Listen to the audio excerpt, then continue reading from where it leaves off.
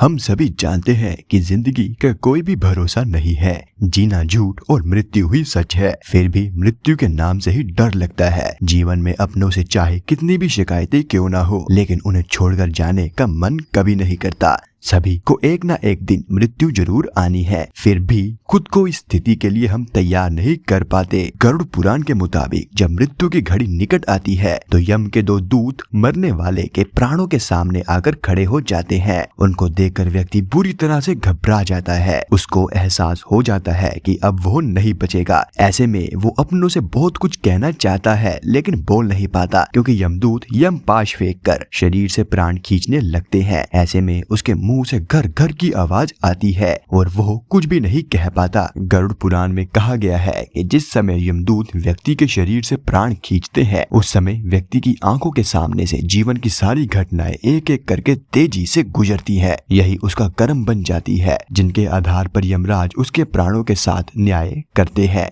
इसलिए कहा जाता है कि व्यक्ति को जीवन में अच्छे कर्म ही करने चाहिए, ताकि मरते समय वो अपने साथ उन्हीं कर्मों को लेकर जाए। लेकिन यह देखा गया है कि जब भी किसी व्यक्ति की मृत्यु होती है तो उसका जल्द से जल्द संस्कार करने की कोशिश की जाती है। लेकिन आखिर ऐसा क्यों होता है, तो इसे जानने के लिए वीडियो को अंत तक जरूर देखें। लेकिन आगे बढ़ने से पहले चैनल को सब्सक्राइब जरूर करें।